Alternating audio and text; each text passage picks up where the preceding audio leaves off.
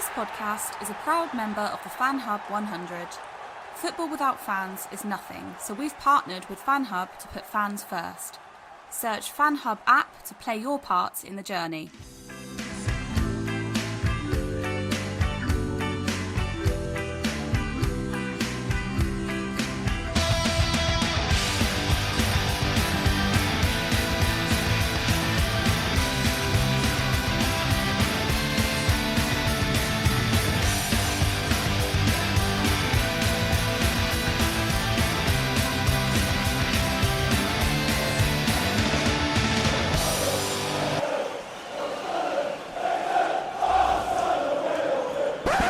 Welcome back to another Mackem in the Middle podcast, and it was another away game for Sunderland yesterday, away to Bristol Rovers in a game that did finish 1-0, with Aidan O'Brien scoring the goal and doing a shark celebration after, which was interesting. But John and Michael are here with me to talk about the game. Both doing well?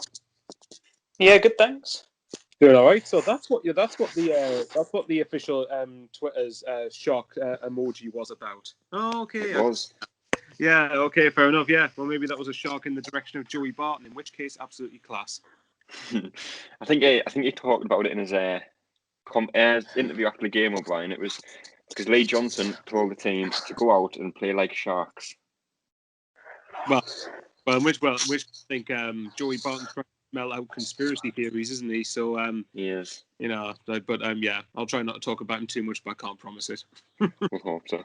And again, this will come across as somewhat negative, Michael, but when you look at the sides we have still to play, you've got Hull, Peterborough, Blackpool. Do you think the overall performances as of late give you enough confidence to think that we could beat those teams right now? Well, I think yesterday's game in isolation was Bristol Rovers playing Joey Barton tactics. If you take the whole Patriots and Joey Barton always set up a horrible play. And I think as well, we got sucked into playing the way Bristol Rovers played. But I do get the point you're making. In the game, though, when you look at the next three on their own, which is Peterborough and Charlton, certainly much better sides than what Bristol Rovers have to offer. But this season, our performances against the so-called higher up to so-called top sides haven't really been the issue. The problem has been dropping points in games like Bristol Rovers. I mean, I know, at the start of the season, for one thing, although that was more prevalent under Parkinson as it was under Johnson. So it's a challenge, but everyone's got their own times that they're going to have to play these sort of sides. I mean, if you look at when everyone's got to play who. I mean, Peterborough's last 5 games, I think, are Gillingham, Lincoln, Doncaster, Gillingham, Charlton, Lincoln, Doncaster. So that's not the last 5 games I'd be wanting if you push the top 2. So I think, I get the point you're making, but I don't know. I think time will tell on that one. I think that these next 3 are pretty massive. I think if we can come unscathed in the next 3, then I'll have more confidence of finishing in the top 2. Yeah. And John, I've said this quite a few times recently, possibly too many times, but again, it wasn't a great performance yesterday. It wasn't an easy game to watch, but once again, another clean sheet, and most importantly, 3 more points. Yeah, at the moment, that's all we can ask for, isn't it? We've been saying certainly myself, the last few weeks, I think we're just we're an efficient team of getting stuff done. It's not always going to be pretty. I'd put the Portsmouth game down as probably, a decent performance and result, and then you look at yesterday, and the goal, probably summed the game up. It was sort of a shinned goal into no one marking anybody. It was a bit like just sort of sum the game up. It wasn't really a pretty performance. But alluding to your point and what Michael said a minute ago, I think maybe teams have the ability to bring us to their level. Like yesterday, we're not going to be able to play free flowing football against Bristol Rovers, where it's just not possible. So we've got to come. We're almost brought down to their level. But on years gone by, we've probably suffered in those situations. Whereas now we're an industrious team, and even Aidan O'Brien said it yesterday. We can be an ugly team as well as a free flowing attacking football team as well. So it's game by game. So when the big games do come, like Friday and Monday, Oxford and Peterborough, I think we've got the ability in the squad to then go, toe to toe with them as well. So it's about game by game and sort of the flexibility of the team, and that's what the squad are doing at the moment. Yeah. I will just add on that point. I think that what John said spot on. That I think we're at the stage of the season now where you have to do the ugly side of the game as well as the free-flowing football side of the game. Now I look at Peterborough. Yes, Peterborough obviously smashed Accrington, to say the least, 7-0. But I do question whether Peterborough have got it within them to do the ugly side of the game to try and nick a result when they absolutely have to. I think I get the impression from the outside looking in at Peterborough, for instance, that they try to outplay their opponents and it goes a bit to pot if that doesn't work. If you look at Rochdale as an example, they were 2-0 up at Rochdale, probably didn't do the ugly side of the game to try to see the game out, and they ended up having to rescue a point. Whereas I think Sunderland whereas I think Peterborough have got some brilliant attacking players for this league. I think Sunderland have the balance of being able to do the ugly side of the game. And that's one of the reasons why I know we'll touch on it later, but like the likes of Aidan O'Brien, actually him being back in the team probably contributed quite a bit to us winning yesterday. So, I don't know. I just thought it was a worthy point to add. It was. We'll look at the team that did start the game for Sunderland. It was Lee Burge in goal, Max Power at right back, Dion Sanderson at goal 9, Callum McFadzean, Lyndon Gooch, Josh Scowen, Carl Winchester, Aidan McGeady, Aidan O'Brien and Charlie Wyke. I think it was the two changes. Obviously, Power went to full-back with McLaughlin away on international duty. However, Scowen came into the side replacing McLaughlin. And I think it was Ledbetter that dropped out in place of Aidan O'Brien, John, I think. But with the injuries that we have, I don't think there's many other options realistically at the moment. Obviously, Jordan Jones would typically start. You've got Bailey Wright, Tom Flanagan, Denver Hume. A lot of players coming back from injury soon. But I think for me, the only change I would have possibly liked to have seen yesterday would have been Chris Maguire in the starting 11. Yeah, maybe. But then again, if we take the first half maybe in isolation, the ball was just in the air constantly. And I think Maguire's a bit more, let's get the ball down and play. And that just wasn't the tactic. They obviously brought us down to their level, and it was, the amount of times the ball was just back and forward in the air. And if you've got players like Chris Maguire who can turn a game, on its head, it's a bit pointless having him in there. Same as, I think Ledbetter would have started against any other team in the league, but because we're playing those and we're just lumping it up to two big lumps, I think that's the reason Ledbetter probably didn't start. It wasn't anything about, his ability. It's about, our players getting on the ball, and it's pointless to play those players, if that's the tactic. It's nice to see Johnson, reacting. He does say it, he goes game to game, and he would have watched them, midweek against Swindon as well, and see, a team for that game as opposed to let's just play strongest team and just go at it every week. It's nice that there's a little bit more thinking as opposed to, last manager would just be, no, that's my 11, that's what I'm going with. That's, no flexibility or anything. It's nice to see it game by game, and it does help the squad, because there's different mechanisms we've got that can come in and do a job and then go back out and, and come back in. Mm-hmm. The only one with a starting lineup is the annoying part is maybe Gooch is just keeping, Jordan Jones's shirt warm for him, shall we say? Yeah. I hope that's the case. It's got to be. I think Jordan Jones might be back for Friday. I think the Sunderland tweeted out that he is back soon. Well, they said that 30% chance of being involved yesterday. So you would have thought if that was 30% on Friday, that's going to be 50-60% chance Monday, Tuesday. And if he trains for a full week, because obviously we had a bit of a COVID scare midweek last week, so they probably didn't train as much as they should have done. So if they can get a good, week's training this week, then I think you'll see him at least, maybe coming off the bench against Oxford, and then, maybe a starting place against Peterborough. Yeah, I mean, if you look at between the two games, it's a 6-day gap, isn't it? So I think that in itself is probably quite useful to sort of utilise that. I think in terms of Bristol Rovers, for example, as much as I think Gooch is incredibly frustrating, for a side down near the bottom, he's probably good enough to play in those games.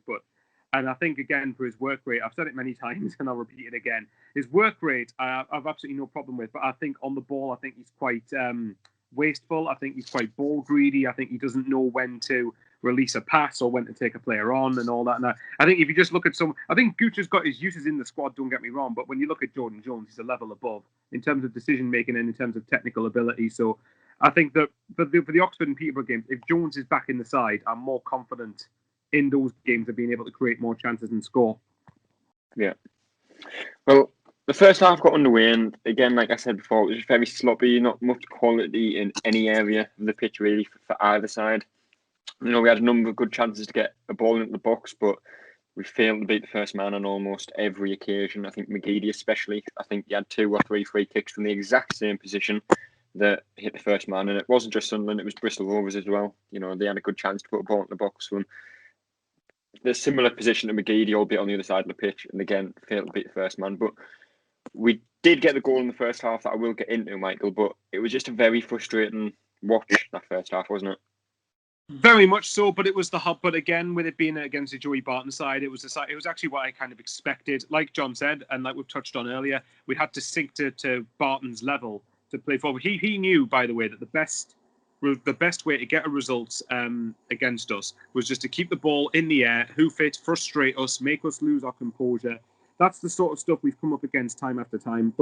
And it's good that although I didn't think Sunderland's performance in terms of free flow, and obviously was particularly great, it was never probably going to be. And I think that we managed the ugly side of that quite well. We managed to stop Bristol Rovers trying to keep it in the air. And then obviously the goal I think was quite a relief to come when it did, because then it meant then we could hopefully relax a bit and try and play our own game a bit more. But yeah, it wasn't great, but I'm pretty certain that the games coming up aren't going to be like that, because they're much better sides. Yeah.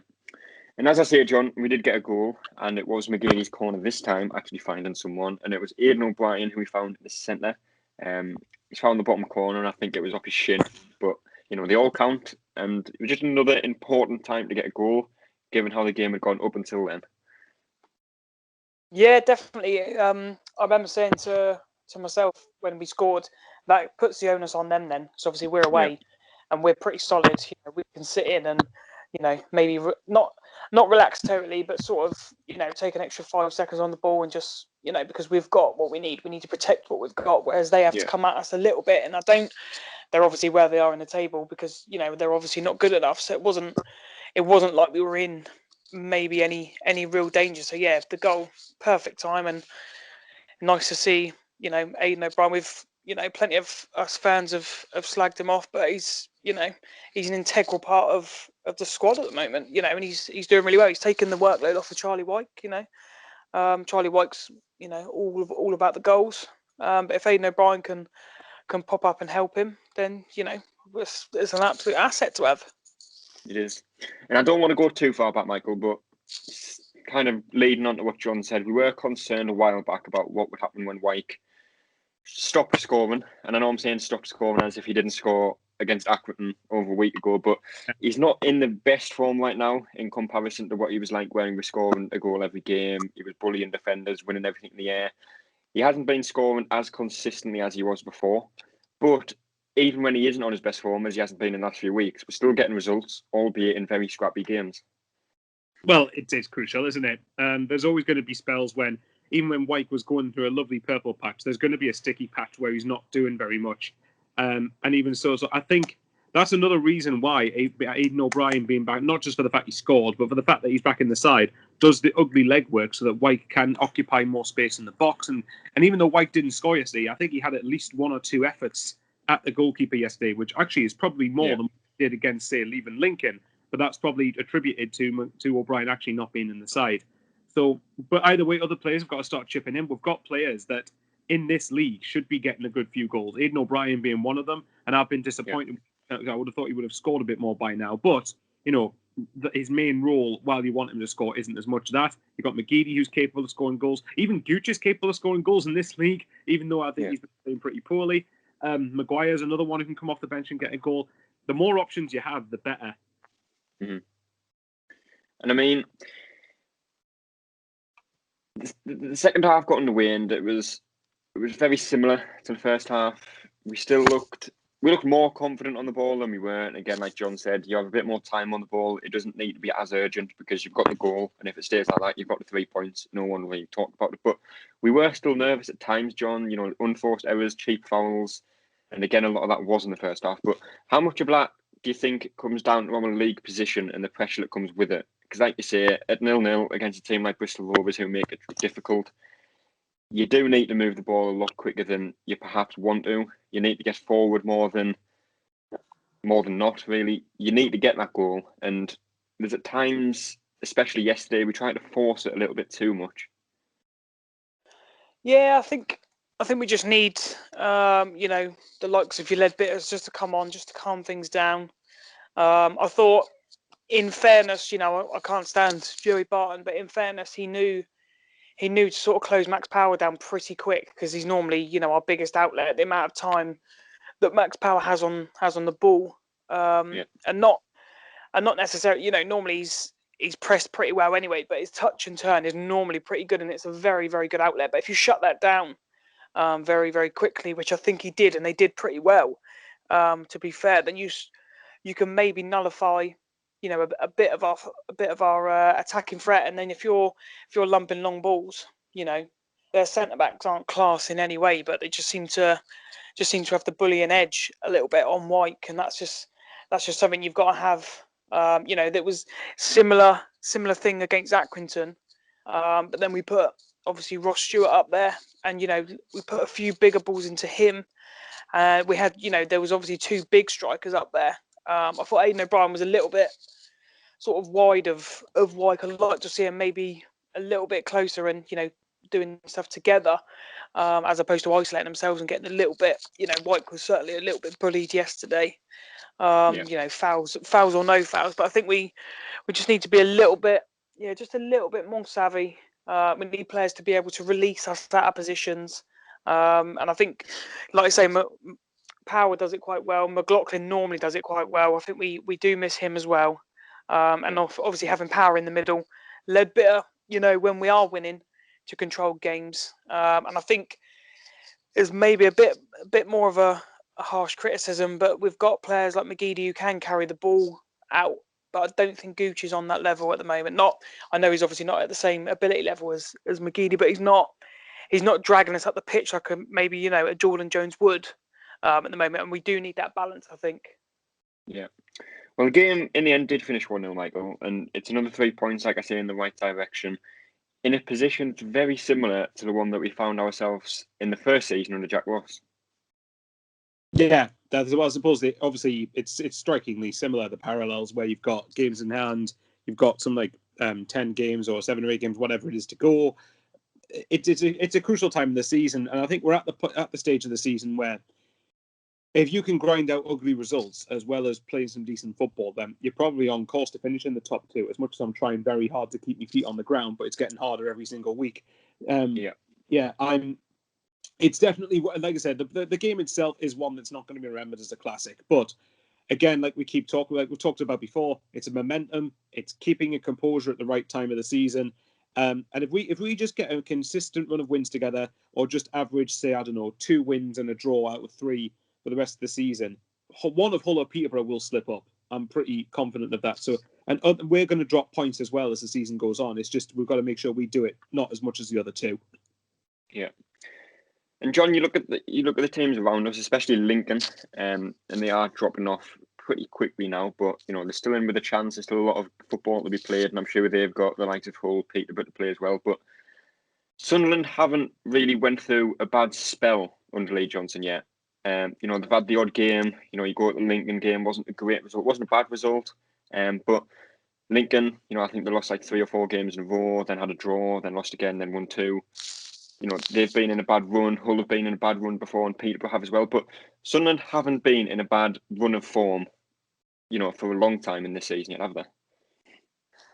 No, we haven't. I think we're at the level now where we've got a very, very good League One team who just knows how to do it. And maybe we would have had that patch, I think, maybe if Johnson was the manager from the start of the season. But I just think now maybe Parkinson has got that out of our system, obviously before Johnson came in, and now it's just just things just seem to be just sort of fit into all coming together at at the right time. The business end, obviously, not many people are talking about it, but how much confidence would it have done to beat Burton? We've struggled since we've been down here. I know that sounds really stupid for a big club like us, but those are the sort of things we have to put to bed. If then the players start to believe, and then the Wembley thing, Johnson says, "Oh, it doesn't matter." about, we haven't won there since '73, but it would still play because the staff would still mention that, the pundits would still mention that, other clubs would still, everyone would still talk about it.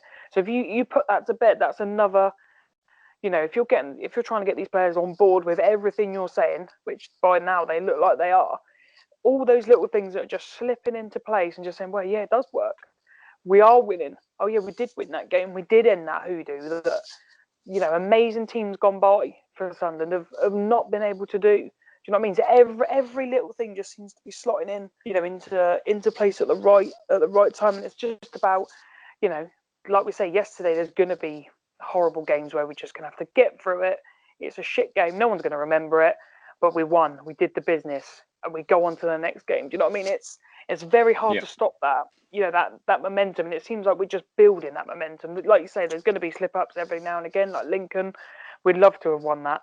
Do you know what I mean? And obviously, it's all about now just being consistent and picking up, those crucial wins. And at the moment, every team we've got now, I think in the next, 6 weeks is really, really important. If we win on Friday, people are going to think, even though they should be anyway. And then the Peterborough game, I think, is a massive game, but I still think it's definitely doable, regardless of what whatever they did to Accrington Stanley yesterday. Because it's all well and good doing that.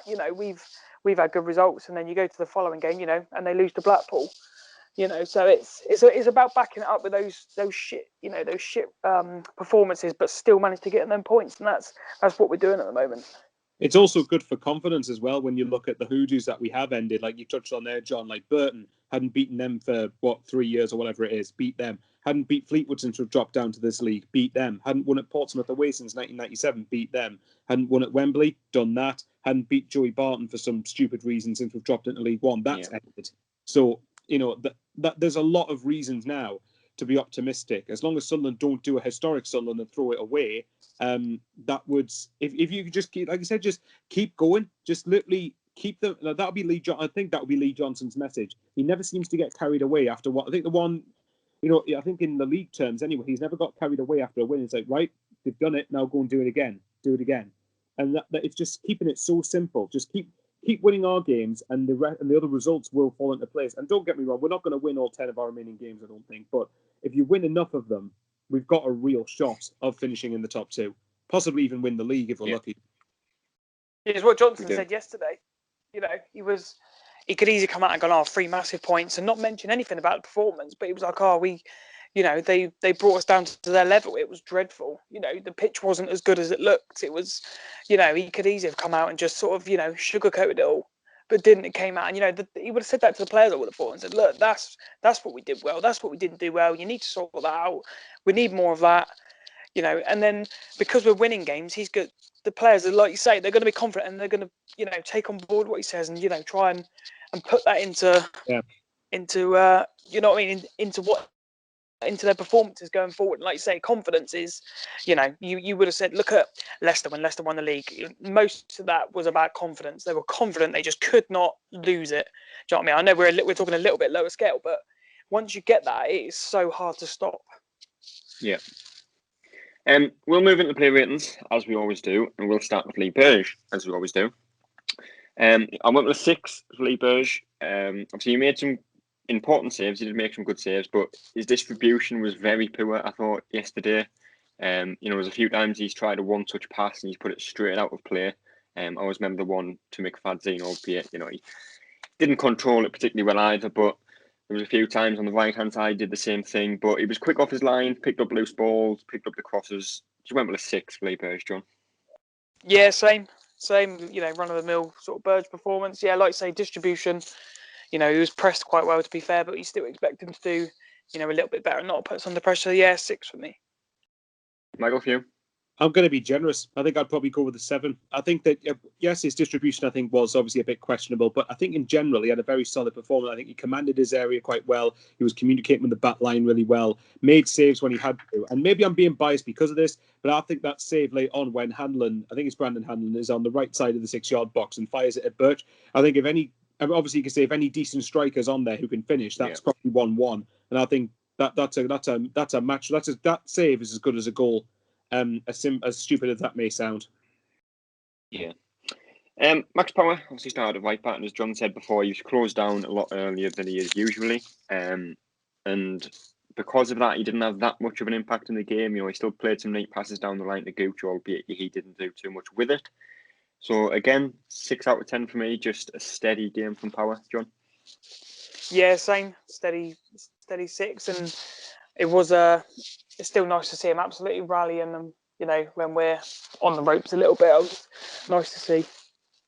Yeah, Michael, for you? Same. Not the same with you guys. The 6. It's just steady, but nothing spectacular. Yeah. 3 in a row, 6. Dion Sanderson, I gave. At times he looked a little bit shaky today, but I say today, I mean yesterday. But he still showed his strength. He still showed, his pace at the back when recovering. He won his fair share of headers. So again, 6 out of 10 for me, John. Yeah, I went for a 7. I thought he was very good, especially against up against 2 big lumps. We've got a big lump up front who can't seem to do a lot. Holding the ball up, but those guys, both of them were pretty handy, to be fair. And I thought he, for a young kid, he's done really well against MCR. I've gone for 7. Michael, for you? Same with John, another 7. I think he's just showing more and more maturity, rather, the more games that he's playing. And when you look at it again, he's commanding a back line that consists of 2 midfielders and a left back who, until recently, was extremely out of form. So, and he's only 21, 22 himself. That speaks volumes, absolute volumes. Luke O'Nien again started alongside him in centre of defence, and very similar to Sanderson, just showed exactly what he's capable of. Won his fair share of headers, won his fair share of tackles. 4 6s in a row now, John. Yeah, I've gone for 7. I thought he was good with maybe 1 or 2 little mishaps, but I'll give him the benefit of the doubt there, and I thought I'd probably give him a 7 because of he stuck his body in there every single time, especially in the last minute when I don't know how Barton's screaming for a penalty because I think the other guy is just too slow, and 09 gets his head in there first to clear the ball, and that's absolute bravery because a couple of seconds later he probably snaps his neck in half. So yeah, I've gone with 7. Fair play to him. Michael, for you? I would have gone with a 6, but I think what John said's kind of convinced me to go up to a 7, and not to mention O'Nien's had a kind of and pissed Barton off, which is just easily good in my. So yeah, 7. Yeah. The last defender, Callum Fadzing, his passing in the first half I thought was poor. He was just he looked to get the ball down the line, but didn't have any accuracy on it, and it went straight to their centre halves. He did play some neat stuff in the second half, but again, nothing special. He still looks one of the slowest players I've ever seen at Sunderland. And as soon as Hume is back, and as soon as Hume is fit, he starts at left back or left wing back for me. So I went with a 5 for McFadzean yesterday, John. I've gone for 6. I thought it was an okay performance. Like you say, we know he is limited here and there, and I think you just got to expect that. But I thought actually he was okay. So yeah, I'll give him a 6. Yeah, and Michael, for you? Likewise, a 6 as well. Again, like same with Power, really. Both fullbacks, both players in fullback position, steady, not spectacular. Like we talked about, Gooch warming Jones's shirt for him. Hopefully, McFadzean's warming Hume's shirt when he comes back. Hopefully, he is. Josh Scowen obviously came back into the side, and he got a yellow card early in the second half, which kind of hindered him defensively. But he played some neat stuff, did his job, ran around a lot of energy, and just a decent game, I thought, from Scowen. So I went with a 7 for Scowen yesterday, John. Yeah, same. Like you say, very industrious. We know what we're getting with him, and yeah, I think he's an integral part of the team at the moment. Yeah, 7. Michael, for you? Full house of 7s. Yeah, I can't add to what either both of you have said. Just does the industrious stuff in a game that really needed it. So job done. Yeah. Carl Winchester started alongside him, tidy on the ball, used his physicality well. 6 out of 10 for me, John. Yeah, I've gone with 6. The game's obviously passing by a lot of it because the ball's just flying in the air. I thought he did okay. A bit unlucky with his crossfield pass. That I think it hits Luke O'Nien in the chest, I think. So just needs to watch that maybe. But yeah, 6 for me. Michael, for you? Again, another full house. it's just nice to actually be able to agree just without much being said. Yeah, like I said, Winchester couldn't impact the game, I think, as much as he wanted to, given the nature of it. But you forgive it when it's against the Joey Barton side. So yeah, 6. Yep. Lyndon Gooch started on the right and just struggled to have any real impact on the game. It was a great chance in the first half to make it 1-0. I think it was before we actually did, but I can't remember exactly. The short free kick. If he hits that on his left foot, he gets a lot more power behind it. He probably beats the keeper. But he's on the left of the box. He tried to move his body around and curl it into the far corner. Well, you're not going to get the power behind the shot that you perhaps need to beat the keeper. Keeper did save it, and then Wyke headed the rebound wide. And that was really the only major involvement in the game he had. So I'm with a 5 for Goose yesterday, John. Yeah, same. I thought he was poor. Works hard, but that's not. We can't just have that. We can't just have that in the team at the moment. Like I said, he's probably keeping the position just warm for Jordan Jones. And the thing about Gooch's decision making, there's players in the box. Why is he not even trying to get across him from that angle? And he didn't really get many crosses in either. There's a few times I think he was. I'm not sure if it was him or Power, but laying the ball off, they just weren't good enough to set them up, and the balls were just going out of play. So yeah, decision making again, just a frustrating one for me. Yeah. Michael, for you? 5. John's just took the words out of my mouth. I'm just repeating myself with Gooch. It's again, work rate there, can't fault it, but again, decision making sometimes frustrates me so much. And we've seen him play better than this at this level, especially in the first half of the first season in League One, where I thought he was actually very dangerous a lot of the time that he was playing. But a lot of it seems to me that he's all pace and not much brain, unfortunately, which might sound horrible. And I know obviously one of the reasons he's probably starting over Maguire. Well, one, because of the hype that Gooch can do the pressing thing more than Maguire can, but also because he scored at Wembley. But I just think, again at Wembley, he did nothing other than the goal that he actually did score. And I think for him, but personally, I don't know. I think he needs a little spell out the side just to sort of remind him, look, you need to up your game here and play better because we know you're capable of it. But yeah, 5. On the other side was, again, Aidan McGeady, who I think has still started every game since Lee Johnson came in, which for someone who, was out of football for a year at his age, it is quite impressive. But again, got the assist for the goal, but his delivery from free kicks was very, very poor, other than, I think it was one in the second half that did hit the post. But again, take Aidan McGeady out of that side. Yesterday, we didn't win the game. So I went with a 7 for McGeady yesterday, John. Yeah, I've gone for 7 as well. I thought he was decent on the ball. There was a couple of times I just think just lay it off. Just easy. We were losing possession from him because he was surrounded, quite a lot. And hitting the first man on your set pieces. He's the one who set the standard with his balls in. So we're going to judge you on the ones that you fuck up. So yeah, probably.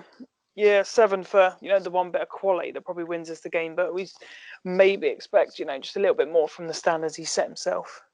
Yeah, and Michael, for you? 7 likewise, got the match-winning assist, and I remember there was the chance in the second half where I think he got down the left-hand side and put a ball in that O'Brien first time just put over the bar, which probably should have been a goal, but yeah, echoing you two covered it pretty much. Yeah, 7, and I just don't know how. I know we don't touch on it too much, but it amazes me that he's managed to get the amount of assists that he has when he's played 3 months. Yeah. Aidan O'Brien obviously returned from injury. I think he was out for 3 or 4 games, possibly more. I'm not entirely sure, but worked hard, got his goal that kind of settled the game down. As Michael reminded me, he did miss a good chance in the first half. It is a slightly bobbly pitch, so. Did it take a deflection? Did the keeper save it? I'm not sure, but it did go over. Showed some neat touches throughout, but ultimately he won the game with his goal. I went with an 8 out of 10 for O'Brien, John. I've gone for 7. Like you say, he won us the game with his finish. He should do better with the second half chance. It's probably an easier chance than his goal. And I don't know if either you two saw it, but there was a few times he just lost possession, and I was thinking, just try and hold the ball up, be strong, just be a bit savvy. And as soon as someone comes near, just go down, take the free kicks. But a couple of times he was just trying to skin 5 or 6 players, and we just lost the ball. You know what I mean? I just wanted a little bit more maybe, but he scored. More shithousery from it. Yeah, just a little bit, just ruffle their feathers a bit. They did it with us, with Wyke. They just sort of went up and just booted them up the arse like every time. And, I don't think he got one free kick. That's what maybe I want to see from him. Just ruffle a few feathers and, get yourself in there. And, yeah, all round, I didn't think he was that great, but he scores and wins the game. So, I'll give him the benefit of the doubt if he keeps doing that. So be it. Michael, for you? 7 as well. Did a lot of the ugly stuff. And obviously, again, actually, to be honest, from what John was saying, you probably should have watched the game against Joey Barton's Fleetwood last year when Max Power scored that late equaliser when we celebrated like we'd won the World Cup. Basically, where Fleetwood literally took, 10 minutes over every throw-in and was just diving left, right and centre. Maybe O'Brien should have took notice out of that game against it from a Joey Barton team, funnily enough. So, yeah, but look, 09, on a serious note, 09 does the dogged stuff that probably a lot of people don't notice. He is frustrating at times. I would like to see a few more goals from him, but I suppose, to be fair, if he does the ugly stuff off the pitch and helps us win games, then it's all good. Yeah. And the last player was Charlie Wyke, and again, didn't really have too much involvement, won a few headers, but did nothing in the final third of note, really. There was one good save he forced out with their keeper late in the second half, left foot that he did fall over when kicking it, but just didn't do too much in the game, really. So I went with a 6 out of 10 from John. Yeah, I've gone for 6 as well. Like I say, a bit similar to O'Brien. I just want to see him, just ruffle a few feathers. The centre backs they're playing. He's not like he's playing against, a Man City centre back or a Chelsea centre back. They're League One defenders. Let's get amongst them. If you're not, just create a bit of havoc for them. Do you know what I mean? We know he's a threat in the box, but if those threats are not really going to come when those balls are up to him, I'd almost say give away those stupid free kicks like we did before. But sometimes they're going to go against you. Just ruffle them up a little bit. But yeah, run sort of a quiet performance. Didn't really do a lot. It's probably harsh, but he looked a little bit, half-assed. But hopefully we get Jordan Jones and he gets a little bit more, maybe service from that side, and then we'll see him, back amongst the goals. Hopefully he does. And Michael, for you? 6 as well. I think that again with Wyke's chance in the second half, when the keeper had to get his hand at full stretch to keep it out, was actually pretty good. But in general, and it reminded me a bit similar of the Tranmere game at Wembley when we were under the cosh a little bit and Wyke wasn't really being the outlet we needed. And towards the latter stage of the game, Bristol Rovers were starting to come back at us. And I don't know. I mean, to be fair, Wyke sometimes was in his own box defending it, but I just wanted yesterday's game on paper should have suited Charlie Wyke to a T with the height that he is actually at. But yeah, I mean, look, he's probably just going through a patch where he's not doing very much, but it was kind of supposed to be expected. Just hopefully he scores another 20 goals in the next 10 games and we'll be laughing. Hopefully. Aidan O'Brien, I went for the man of the match. Also gave him 8 out of 10. He got goal and won the game and just worked hard. John, for you? Oh, that's a tough one, that. I didn't even think about it. God. I don't think about it until we start doing these, John, so you're all right. Nah. I'll probably just go Sanderson. I just thought he was solid. He's probably the most all-rounded performance I saw. Yeah, probably just go Sanderson. But again, it was just a team. It was just an industrious team performance. So I didn't think anyone really stood out. And Michael, for you? I'd probably agree with you and go O'Brien. I think I'm probably saying that mainly because he got the goal. But again, it's I think O'Brien in a game like that, I think again is when he's industrious and does the ugly stuff again. I think that's what you need in a game like that when the opposition's going to make it as ugly as possible to play against. So yeah, he's gonna have a big part to play between now and May. Yeah. Well, next game is in Oxford. fairness with the. Go on. Sorry, just quick point. Someone touched on it. It was nice to see us actually. You mentioned the Fleetwood game. When they wasted like 10 minutes, it was nice to see us yesterday. Just kicking little balls away, taking our time on throw-ins, and just. Yeah, it was and very satisfying. Yeah, you can see their bench getting absolutely riled, and it's nice to see the shoe on the other foot now. Everyone else is panicking and saying get on with it. Whereas it's been done to us for. For seasons since we've been down here. So it's nice to see, the shoe on the other foot.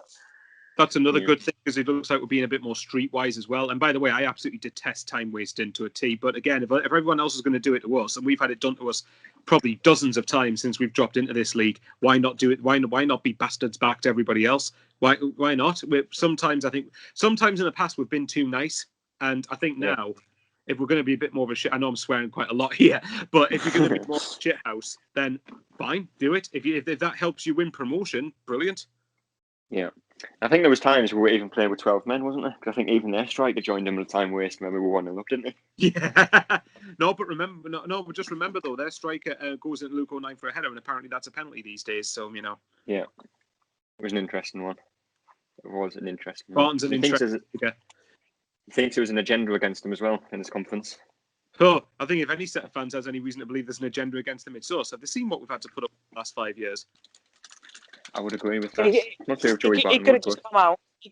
He could have just come out and said, "Look, they've just got that one better quality. That one then the game from McGeady. Our players did well. Because in fairness, they did.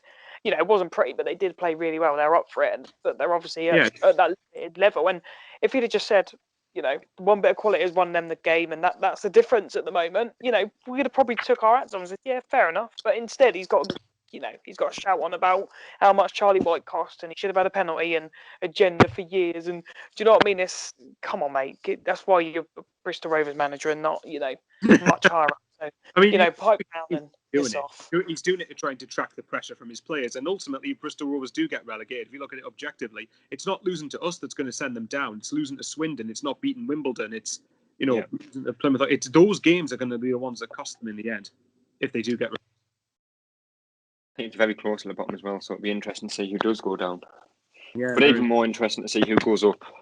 I think that's the hopefully one to look out for. Sunderland and another. Yeah, hopefully we've walked our way to automatic promotion and without too much difficulty, and then we can spend the last couple of games with feet on the sofa and relaxing. But that's probably not going to happen. Yeah, looking at the table, I think realistically, it's 3 teams for the top 2 now, because I think Lincoln are 5 points behind us, and obviously we do have a game in hand against them. So if we win our game in hand, which I think is against Wigan, 8 points, we will be above them going into the last stretch of the season. But next game is Oxford on Friday, and going back to what John mentioned before about Hoodoo, we've never beaten Oxford with the stadium light, so there's another chance to beat a record that has haunted us in League One. But quickly, John, predictions for that one? Yeah, 2-1 win. Hoodoo over. 2-1 win for John. And Michael, for you? Sod it. Yep, 2-1 Sunderland. 2-1. Very nice. Hopefully so. Another 3 points. And then obviously we do have a game on Monday as well, which is a quick turnover. Peterborough away since we've dropped into League One. Hint, hint. We haven't. But it's interesting. Two games in 3 days will be an interesting turn. But that is all we have time for today. I appreciate you both joining me today. Thanks for having us. Yeah, thanks for having me. Like I say, we will be back at some point over the weekend. I'm not entirely sure when, to talk about the Oxford game. And then, of course, we'll possibly have a preview out for the Peterborough game as well, if we get round to doing it. But until then, we will see you later. That's all, folks.